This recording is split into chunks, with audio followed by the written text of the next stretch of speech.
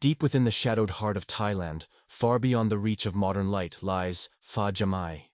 It is a village untouched by the hurried pulse of the outside world, a place where time itself seems to have forgotten to move forward. Here, ancient beliefs are not just stories. They are the very fabric of existence. The villagers of Pha Jamai live in quiet reverence, their lives dictated by the whispers of old spirits. Their devotion centers around a mysterious, unseen deity known only as Futamu. This entity is said to reside within a funerary urn, a vessel of forgotten clay and bone. Futamu, they believe, never truly reincarnated. Instead, its essence remains bound to that sacred urn, a dormant power waiting. The villagers live in constant, hushed fear of disturbing this slumber. For they know, with a dread that chills the very soul, that Futamu is capable of awakening. Its awakening, they whisper, would unleash a terror beyond comprehension. The ancient warnings speak of a malevolent force, a spirit of vengeance and eternal hunger. To disturb Futamu is to invite a darkness that no living soul could ever hope to escape. Into this world of ancient dread stepped Irene, a documentary filmmaker from a world of logic and reason. She was a skeptic, armed with a camera and a dismissive smile for what she considered mere superstition. Her ambition was fueled by rumors of the midnight spirit prayer ritual. Irene saw only a fascinating cultural oddity, a primitive belief system ripe for exposure. The villagers' deep-seated fears were, to her, simply quaint folklore. She sought to capture the ritual on film, to dissect it with her lens, and to present it as an anthropological curiosity. She believed herself immune to the shadows that clung to Pha Jamai. Her modern sensibilities were a shield against the ancient dread that permeated the very air. She was a seeker of truth, or so she told herself, blind to the true nature of the darkness she was about to disturb. The village chief, a man whose eyes held the weight of generations of fear, eventually granted Irene permission. His voice was a low rumble, heavy with a warning that echoed through the quiet air. She could film, he said. But she must leave the shrine before the stroke of midnight. Irene, dismissive of his solemn tone, agreed with a nod. She entered the windowless shrine, a place where the air grew heavy and cold. The only light came from flickering oil lamps, casting dancing shadows that seemed to writhe on the ancient walls. The villagers began their chant, a low, guttural sound that vibrated through the very bones. It was an ancient incantation, a plea to forces beyond human understanding. The ritual unfolded around a stark white altar, its surface stained with age and sacrifice. Upon the altar rested the urn, the vessel of Futamu, its presence a palpable weight in the suffocating air.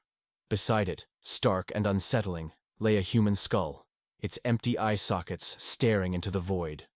Irene filmed, her lens capturing the eerie scene, oblivious to the true horror unfolding. The chanting grew in intensity, a rhythmic pulse that seemed to draw the very breath from the room. Then, as the final moments of the old day bled into the new, a profound silence descended. Midnight had struck. Irene found herself utterly alone. The villagers had vanished, their departure as silent and swift as ghosts. The shrine was deserted, save for her and the chilling presence of the urn. A sudden, inexplicable dread began to coil in her stomach. Then, a flicker. Within the frame of her camera, a spectral figure materialized. It was a man, draped in tattered funeral robes, his form indistinct yet terrifyingly real. His face was a mask of horror, a gruesome smile stretched across lips that were not there. His mouth was a gaping void, a silent scream of eternal torment. As Irene watched, frozen in a terror she had never known, a hairline crack spiderwebbed across the ancient urn. The sound was a faint whisper, yet it echoed like thunder in the sudden silence. From the widening fissure, a skeletal hand emerged. Its bony fingers, yellowed with age, twitched and grasped at the air. It was a hand that had known no flesh for centuries, a relic of a forgotten death reaching out from the abyss. A scream tore from Irene's throat, raw and primal. She spun, desperate to escape, to flee the encroaching horror. She lunged for the heavy wooden door, but it was locked, sealed by an unseen force. Panic clawed at her, a cold, suffocating hand. Then, from the floor above, came the distinct sound of footsteps. Slow, deliberate, heavy. Each thud resonated through the floorboards, a terrifying countdown. They were not the footsteps of a living soul. A voice, ancient and chilling, whispered from the shadows. It was a sound that seemed to come from everywhere and nowhere, a voice that scraped against the very soul. "I have returned," it breathed, and the air grew impossibly cold. Irene stumbled, her legs giving way beneath her. She fell onto the altar, her face pressing against the shattered urn. The rough clay, the ancient dust, the chilling presence of the skull beneath her cheek. As her skin touched the broken vessel, a profound darkness consumed her. Her eyes, once bright with skepticism, turned to pools of inky blackness. A twisted, grotesque smile stretched across her lips, mirroring the horror of the man with no lips. It was a smile of consumption, of utter surrender. The light within her extinguished, replaced by an ancient, malevolent spark. Irene was gone, replaced by something else, something unspeakably old and hungry. Days later, a lone monk arrived in Bangkok, his face etched with a profound sorrow. He carried Irene's camera, a silent testament to the horror he had witnessed. The footage within was a chilling chronicle of her final moments. It showed her transformation, the horrifying shift from human to something monstrous. The man with no lips, the skeletal hand, and then Irene's own face, contorted into that same gruesome, lipless smile. The monk delivered the camera, then vanished, leaving only dread in his wake. Back in Pha Jamai, the villagers fell silent.